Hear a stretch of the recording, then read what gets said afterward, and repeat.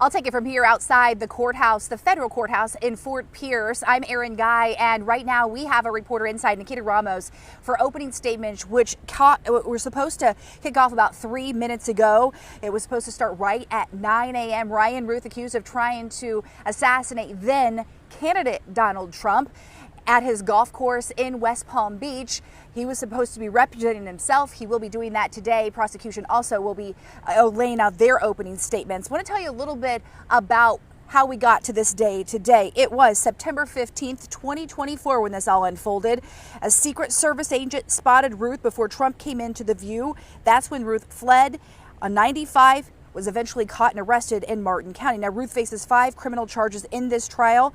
Among them, attempted assassination of a major presidential candidate, assaulting a federal officer, and possessing a firearm as a felon. Now, our WPBF 25 news team, we've been in this since the very beginning. Monday morning, we were one of the few reporters inside the courtroom. Our Caleb Califano was in there as they were starting the jury selection process, and it has been quite the process. They had to weed through and vet roughly 180 potential jurors to get down to the 12 jurors sworn in, and then those 4 alternates. I want to tell you a little bit about the jury that was seated just yesterday. So here's what we know about them as of right now. There are 4 white men, 1 black man, 6 white women, and 1 black woman. Yesterday in court, Ruth claimed that the government was being racially biased by striking African American potential jurors. The government disputed that and called it a frivolous objection. We know 4 alternatives, 2 white men and 2 white women, also sworn in, and will sit in on the case just in case. Now, the jury sworn in yesterday, as we were saying, they have been sworn in. They arrived this morning, and we do know that they are going to be listening to this case as Ryan Ruth represents himself in the trial. Asides the accusation that the government was being racially biased during the selection, yesterday we know that Ruth tried to strike anyone with law enforcement connections. When the judge, Eileen Cannon, asked him if he thought anyone in law enforcement would be biased, Ruth answered, quote, "Most definitely." Also yesterday, Judge Cannon warned Ruth that she had heard some whispering about illegal advice between him and his standby attorneys, and cautioned him he can only talk to them about procedures and technicalities.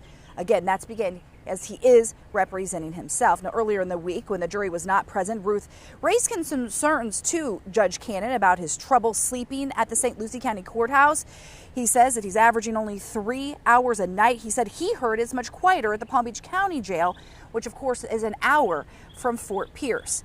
So today is the day that Ruth's voice will officially be heard. He will speak directly to those jurors. Eventually, Ruth plans to call his son as a witness, a friend and former co-worker. He had another witness he really wanted to bring, but he was worried that if that person was brought to the courthouse that he would be deported. Again, we are going to stay on top of this. We have crews here throughout the day. We've been here since the first day of jury selection. We'll be here until a verdict to show you what's happening. A national story, of course, playing out right here in our own backyard. Stephen and Nathalie? Erin, thank you. Yeah, it'll be interesting to see how Ruth lays out his defense. So, of course, like you said, we'll be watching this closely and have reporters in the courtroom. Trust WPBF 25 to follow all the latest developments from the Ryan Ruth trial. Our team at the courthouse will update you both on air and online when any headlines happen. To stay informed, visit our website, WPBF.com, or, of course, download our free news app to get alerts sent straight to your phone.